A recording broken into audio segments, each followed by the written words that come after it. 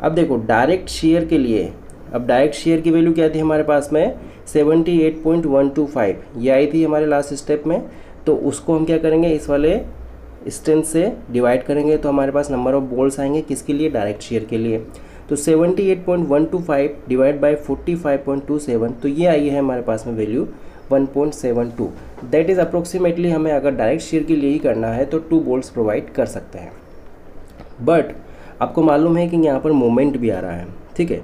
तो मोमेंट आ रहा है तो मोमेंट में जो वैल्यू थी वो क्या आ रही है, देखो मोमेंट की वैल्यू थी 105 मल्टीप्लाई बाय 10⁵ और हमने 78 डायरेक्ट शेयर वाला निकाल लिया है। तो मोमेंट के लिए भी हमें उसको डिवाइड करना पड़ेगा बोल्ट की स्ट्रेंथ से। तो बोल्ट की स्ट्रेंथ से डिवाइड करेंगे तो 78 से ज़्यादा है 105, तो अप्रोक्सीमेटली 2.5 के या 2 के आसपास है, 2 से ऊपर आएगा। तो उसकी वैल्यू आ जाएगी, मान लेते हैं कि 3 बोल्ट। तो 2 बोल्ट्स हमारे इसमें आए हैं, 3 बोल्ट उसमें आए हैं। अब जैसे कि पूरे 2 और पूरे 3 नहीं आए हैं, इसमें 1.72 है, अगर आप चाहो तो 3 बोल्ट अडप्ट कर सकते हो, 4 बोल्ट अडप्ट कर सकते हो। लेकिन ये उसके बाद में हमें चेक करना पड़ेगा कि जो हमारी कनेक्शन है वो कंपेटिबल है कि नहीं है, जो लोड आ रहा है उसको काउंटर कर पा रहा है नहीं कर पा रहा है। तो जो नेक्स्ट स्टेप में उसमें हम चेक करेंगे। तो फिलहाल अब हमारे पास में सामने ही है जब कि इसके लिए हमें इतना चाहिए और उसके लिए हमें 2 से ज़्यादा 2.5 से ज़्यादा चाहिए।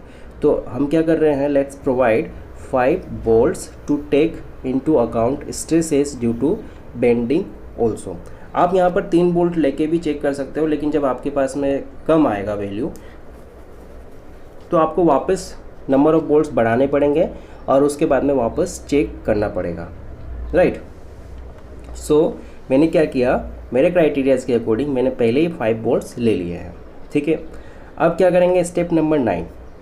इन द नेक्स्ट स्टेप नंबर 9 में चेक फॉर कनेक्शन डिज़ाइन।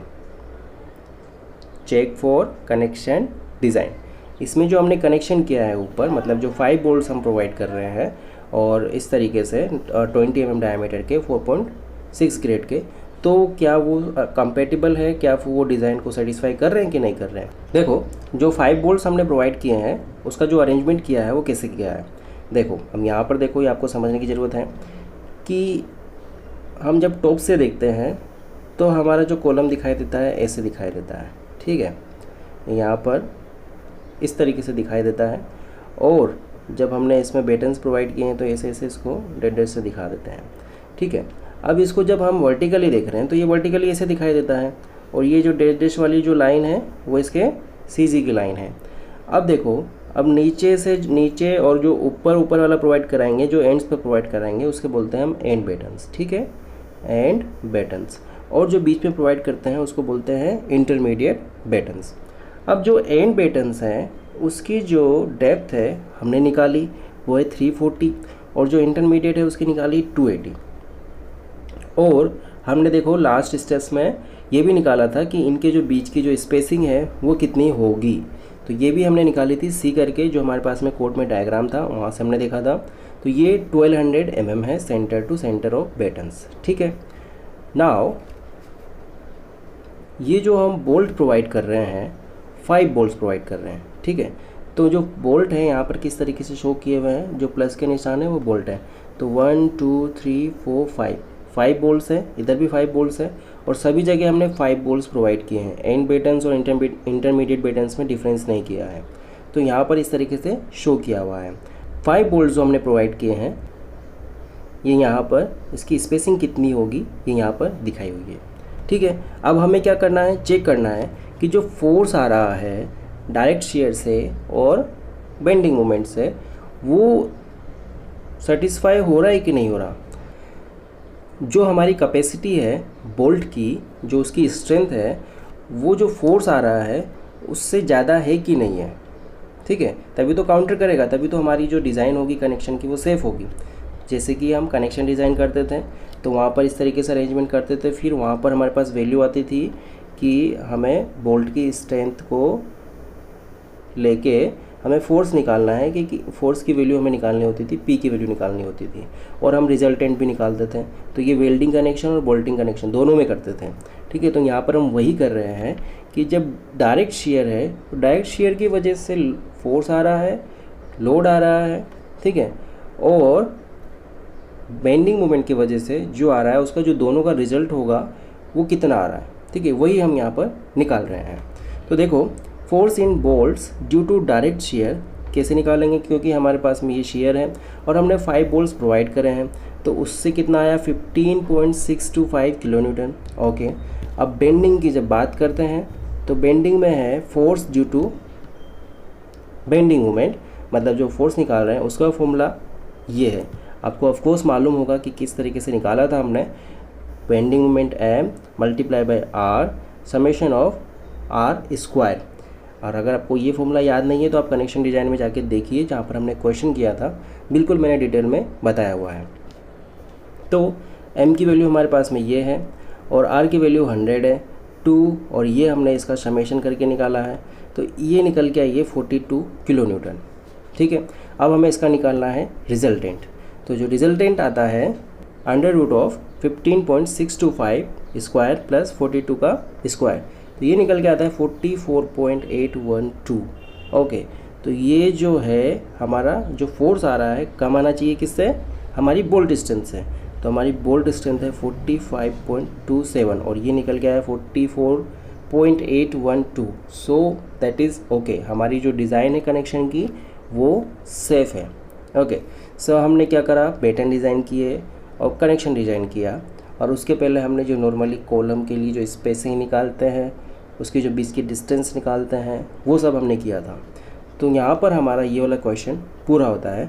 तो हमने इसमें एक्चुअल में पैटर्न डिज़ाइन किए हैं मेनली, तो वो हमने यहाँ पर डिफ़ाइन किया हुआ है, यहाँ पर एक्सप्रेस किया हुआ है। देखो, we have provided battens of 6 mm thickness of depth 340 mm for ends and 280 mm for intermediate battens with 5 bolts connection each side of 20 mm diameter of 4.6 grade। Okay, सो ये सब इस तरीके से हमने बैटन डिज़ाइन किए और कनेक्शन डिज़ाइन किए। अब एक बार आप इस सारी को एक बार पूरी स्टेप्स देखिए। पैटर्न किया था हमने, तो इनिशियल स्टेप्स थी वो बिल्कुल सेम थी उसी की तरह, कि हम क्या करते थे, FCD एज्यूम करते थे, उसके बाद में सेक्शन चूज़ करते थे जो कि हमें back to back connection choose करना है, 2 ISMC हमने चूज़ किया था। उसके बाद में हम इफ़ेक्टिव लेंथ निकालते हैं, स्लेंडरनेस रेशियो निकालते हैं, फिर टेबल में जाके वहाँ से जो FCD आता है डिज़ाइन वाला वो निकालते हैं, उसको चेक करते हैं, फैक्टर्ड लोड से लोड कैरिंग कैपेसिटी निकालते हैं। अगर वो ओके है तो फिर हम आगे बढ़ते हैं। उसके बाद हम स्पेसिंग निकालते हैं बिटवीन द चैनल्स, जो कि हमने लेसिंग में भी निकाली थी। तो वहाँ से हमारी जो लेसिंग D निकल के आता है वो 220 mm है, लेकिन जो हम बैटन करते हैं उसमें हमें ये वाली डिस्टेंस चाहिए होती है सेंटर्स ऑफ द चैनल्स की। तो ये है 268.8 mm। उसके बाद हम स्टेप नंबर 5 आती है हमारे पास में डिज़ाइन ऑफ बैटन्स की। तो डिज़ाइन ऑफ बैटन्स में हमारे पास में अलग से फॉर्मूलाज हैं इसके लिए, स्पेसिंग निकालने के लिए, क्योंकि स्पेसिंग के लिए क्राइटेरिया दिया हुआ है। तो उस क्राइटेरिया से ही हमने रेडियस ऑफ जायरेशन से उसकी वैल्यू निकाली C की। तो रेडियस ऑफ जायरेशन ये वाली थी, longitudinal radius of gyration for 1 channel, तो 28.3 थी। तो ये क्राइटेरिया हमें कोड में दिया हुआ है कि should be less than 50, this slenderness ratio should be less than 50। तो वहाँ से जब हमने निकाला तो ये हमारी जो C निकल के आती है, हमने इसको 1200 mm प्रोवाइड किया। ओके, उसके बाद में हमारा कोड में दिया हुआ है कि VB निकालना है और M निकालना है, तो ये निकलता है ट्रांसवर्स शियर से।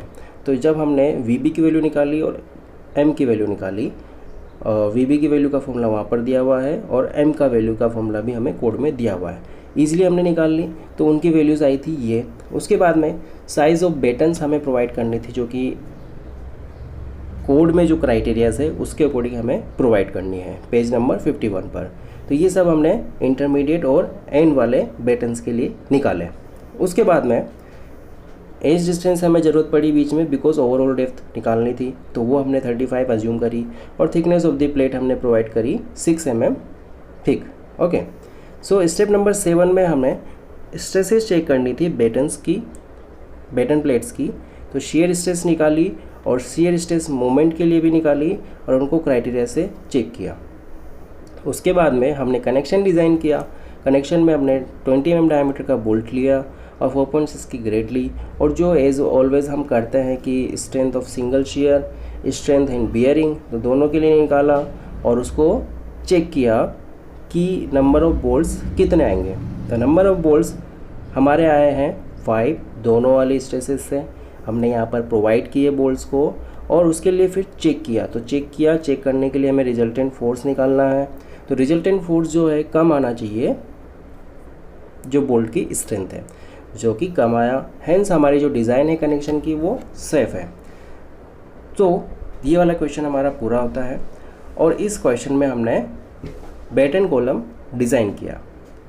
ओके गाइस, आई होप आपको सारी स्टेप समझ में आई हो। नेक्स्ट वीडियो में हम दूसरा टॉपिक करेंगे। Thank you.